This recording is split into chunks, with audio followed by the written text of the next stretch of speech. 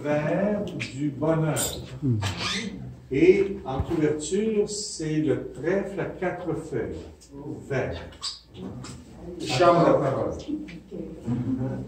Merci beaucoup de m'avoir donné la parole. Je m'appelle Jeanne Forêt et mon nom de jeune fille, c'est Razana Calivelo. C'est un peu long.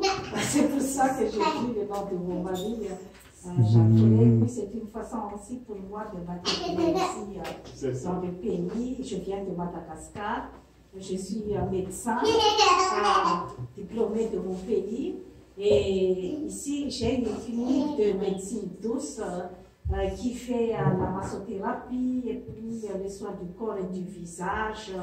Et je fabrique moi-même mes propres produits cosmétiques venant des huiles essentielles de mon pays. C'est des huiles essentielles qui s'appellent Sao ou Madravachat, c'est-à-dire qu'entre les difficultés, c'est un peu, il y a une croyance un peu envers ces plantes parce que cette plante-là, c'était utilisée des millénaires et des millénaires chez nous à Madagascar et qui soigne un peu de tout, c'est-à-dire qui soigne la peau et soigne aussi l'appareil respiratoire. Par exemple, pendant le coronavirus, il n'y a pas de malgache qui est mort ici, c'est parce qu'on a tous utilisé ce genre de plantes.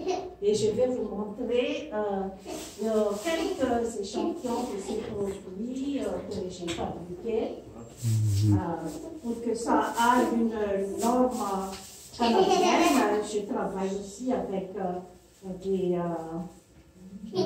laboratoires et la chambre de commerce pour le réaliser. Ça, c'est l'huile magique. Ouais, l'huile magique. Ouais, on peut trouver, oui. C'est-à-dire ça soigne la peau et puis l'appareil respiratoire. On peut aussi mettre aussi il y a l'antivide, ouais, c'est pour l'antivide aussi.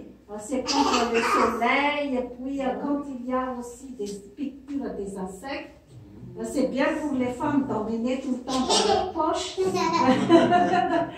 parce que même les piqûres des abeilles, avec beaucoup d'allergies, ça disparaît tout de suite. Et puis moi aussi, j'avais eu une conjonctivite à un moment donné, et j'ai pu mettre aussi de l'huile magique avec, ce qui a fait, ça a disparu dans 3 jours, la grosse conjonctivite.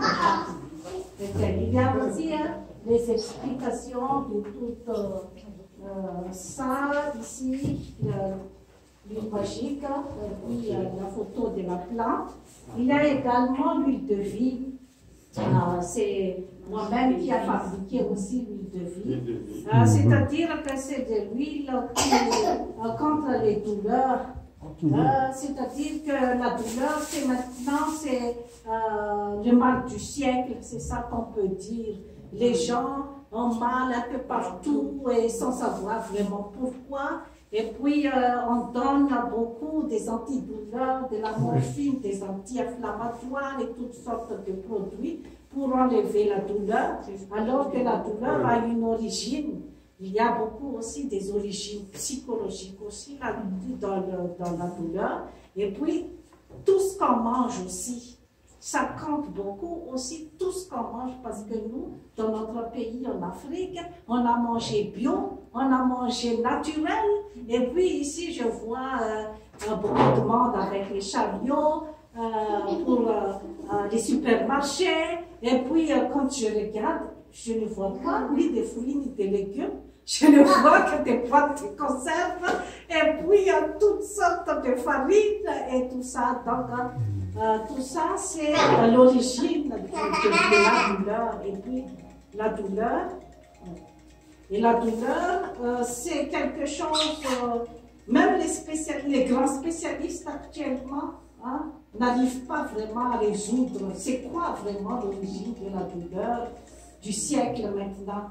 Mais il y a beaucoup de choses là-dedans et que j'aide les gens avec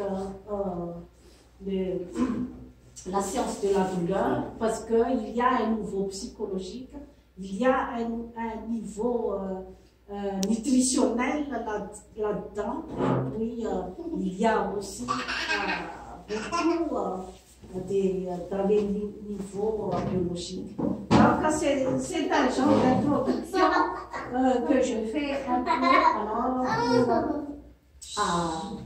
pour faire introduire mon livre, le livre vers du bonheur.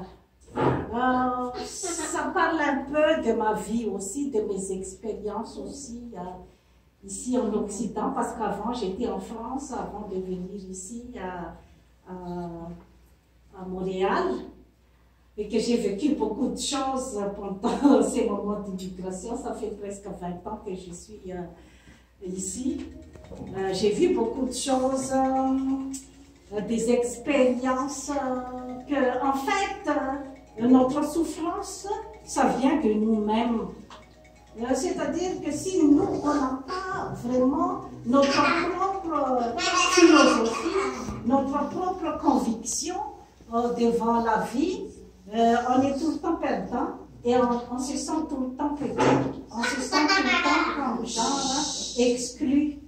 C'est qui va nous sortir de là? C'est nous-mêmes. Donc, c'est la raison pour laquelle, et pour mes enfants aussi, qui sont des métis aussi, que j'ai écrit ça, pour qu'ils aient vraiment une bonne philosophie de la vie. Ce n'est pas à nous de changer les gens autour de nous, que toi tu dois être gentil, que toi tu ne dois pas être raciste, que toi tu... Non, ce n'est pas à nous, mais c'est nous qui devons changer devant toutes sortes de manifestations, toutes sortes de caractères qui est devant nous. C'est à nous de gérer, mais non pas obliger les autres, parce que si on oblige les autres à changer, c'est ça que ça continue la guerre.